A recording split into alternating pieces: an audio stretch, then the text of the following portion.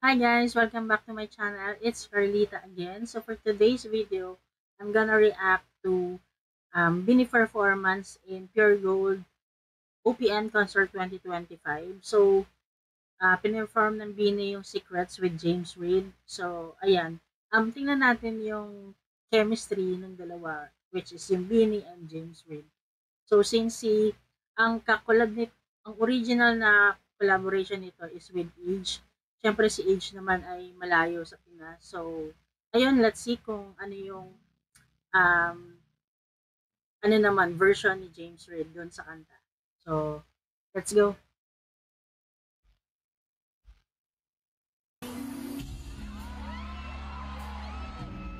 Actually, isa to sa mga paborito ko doon sa bago nilang EP. So fan cam lang pala tong video natin from mamaya ilalagay ko na lang sa description yung kung kanino yung video. In fairness, ang lapis niya.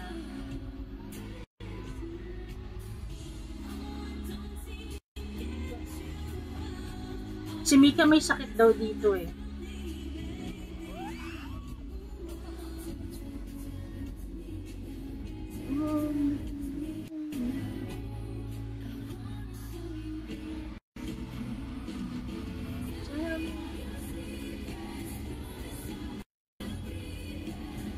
Medyo naglalag yung video. Oo, kulit. Umpisahan ulit natin sa simula.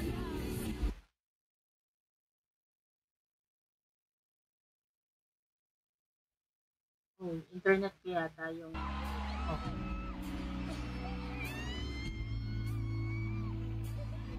So sa part na to, hindi alam ng mga tao na si James Reid lalabas. Kasi parang hindi naman nila in-announce na si James Reid ay kasama nila si James Reid.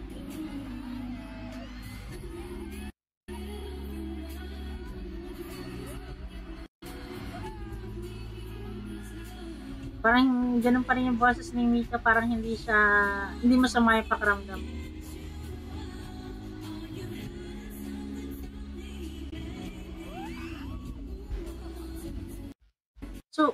So, naririnig nyo ba yung mga girls? Live silang kumakanta. No? So, yung boses kasi nila, hindi mo minsan ma-distinguish kung live ba or hindi live. Kasi halos parehas lang naman dun sa recorded nila na mga boses. So, ayun. Pero live yan.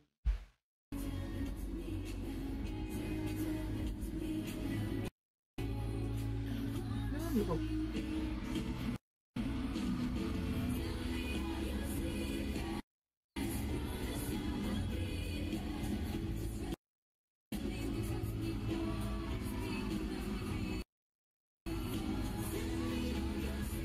Ganda ni Colette. Gusto ko talaga sa girls yung yung gano'n na pagka-wave ng yung hindi siya gano'n kakulot, hindi rin siya gano'n ka-bordag.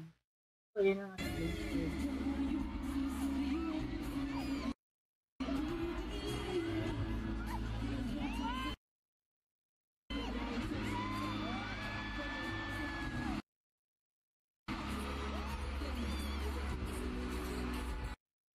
balik natin.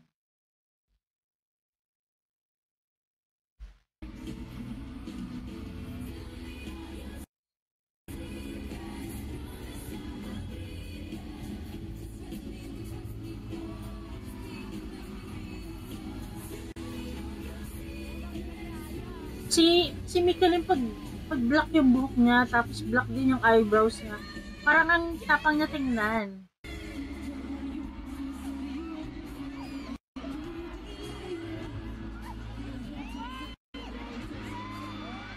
Wow!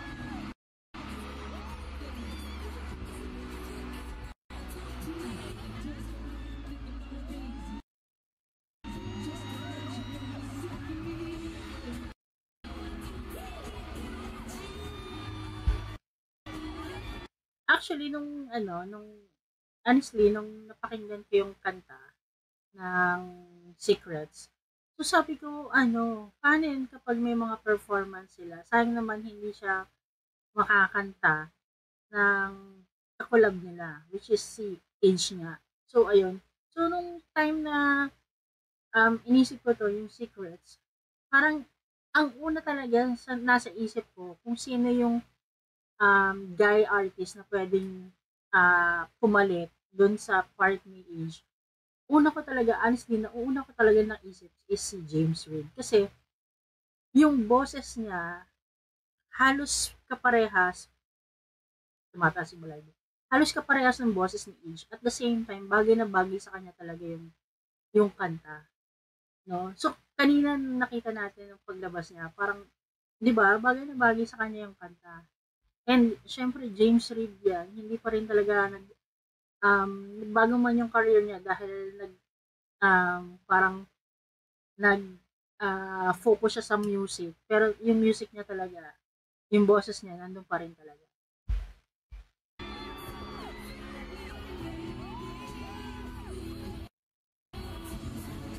So, medyo lagging lang yung hindi ko sure kung sa internet ko o yung sa copy talaga ng video. Or baka kasi nagpipicture din siya at the same time, kaya tumitigil-tigil. No? Feeling ko nag-shot din siya.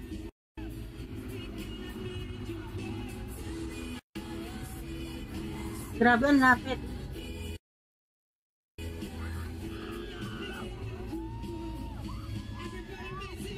Ulit! Ano kayo nafe-feel ni Kilit? Kinikilig kaya siya? Pero ang ganyan dyan, no? Oh?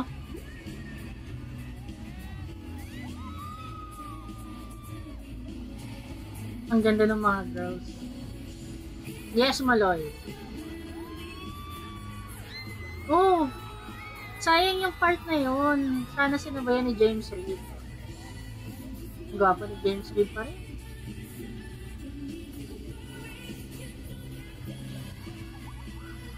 Sheena.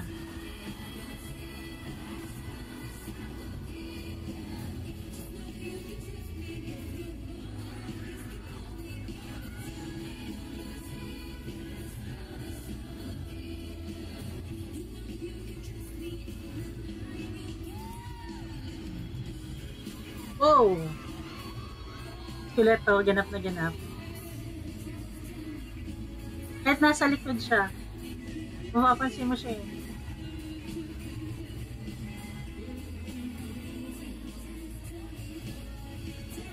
Hmm.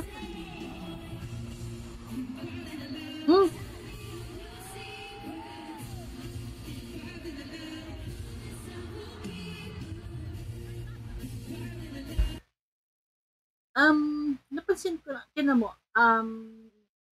yung Beanie, 8 sila, pero nung tinapatan nila si James Reid, sila yung parang sumasagot. Parang iisang boses lang yung naririnig. So parang ang ganda or ang dali para dun sa girls na makipag-collab kasi nga hindi sila mahihirapan kahit walo sila. Yung boses nila nagiging isa lang dahil sa harmony and talagang sabay-sabay. Parang alam mo yung tansyado na nila kung ilan lang yung ibubuka ng bibig nila, yung boses nila, kung gaano lang kalakas, kahina. So, parang, ayun, mas madali lang sa kanila makipag-collab kasi nga, iisa lang talaga yung boses nila. So, ayan.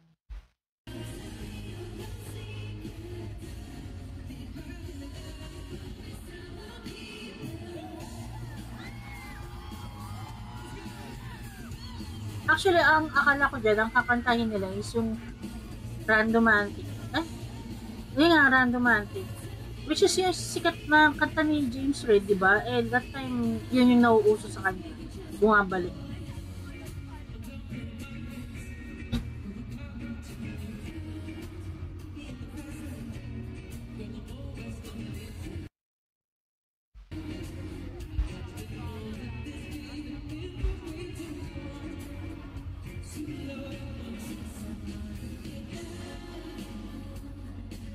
Ganda pa rin talaga ng boss ni James Reid. Oh.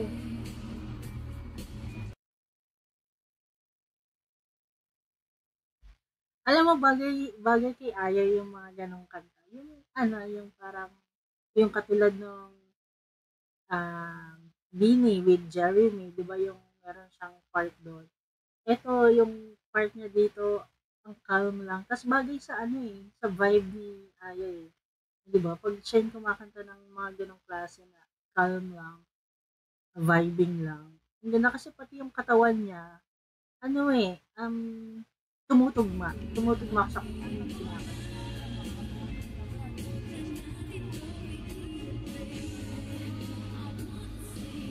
First time ko marinig 'tong kantang 'to, hindi ko siya alam.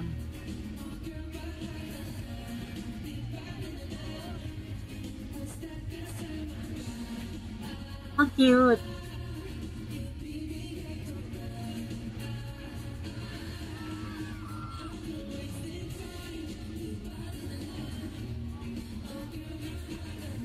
Wow, stop mo. Ang swabe lang nung choreo. Oh, kulit. Kinikilig kaya si Colette. Crush niya yan, di ba? Ay, ex ka ba? Ay, hindi. Crush lang. Hindi niya ex.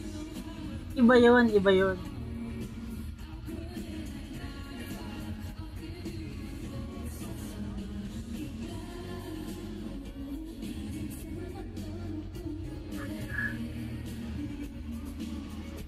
Oh, bebe. Ang gaan lang ng ano, ng vibe nila with James Reid. Galing. Pati yung boses, nagko-compliment silang dalawa. Na, na.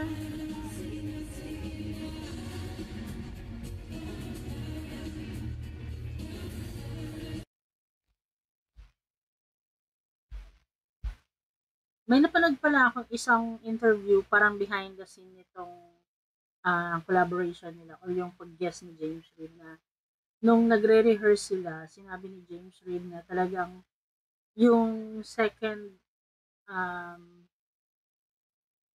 second stanza, parang gano'n, um, talagang iniisip nila na babae yung kakanta, which is yung Beanie talaga, yung inaay nila doon.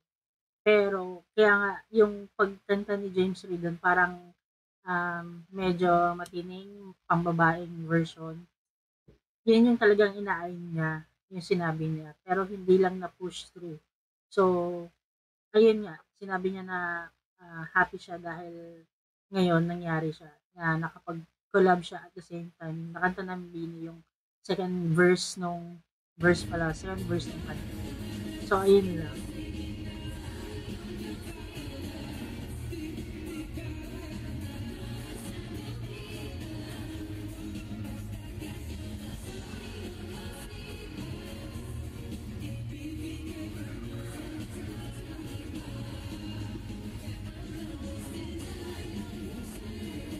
So, there's no time.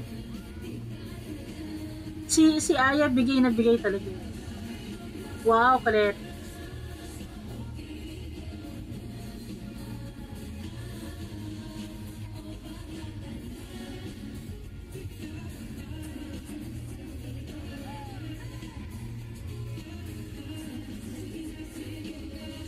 Nagulat din yung mga ano dyan, yung mga nanonood kasi nga hindi naman in-announce na magiging si James Reid.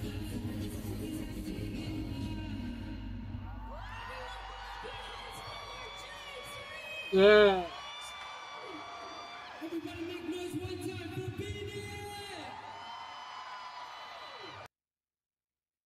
Ang cool lang, ang cool kasi 'di ba, yung boses ni James Reid nagja-jive talaga dun sa boses ng girls. Ano ba 'tong buhok? So nagja-jive talaga siya. Sabi ko nga nung nakita ko 'yon, grabe, tumaas yung balahibo ko kasi iniisip ko pa lang na kung sinong Filipino singer na guy na pwedeng pumalit dun sa part ni Age. Kasi nga malayo si Age. So imposible na makanta siya with a guy na yung kakolab nga nila. So nung naisip ko si James Reid, nung nakita ko yung video na yon, Sabi ko, grabe, tamang-tama yung naisip ko. So, ayun nga. So, ang galing lang, no? At least na kakulab na nila si James Reid. Alam ko, gustong-gusto ni Colette yun na ano, kasi idol niya si James. Same with the other girls, for sure. So, ayun guys, I hope napanood nyo na rin tong video na to at the same time nag-enjoy kayo sa reaction video ko. And yeah, so until next time ulit, thank you for watching.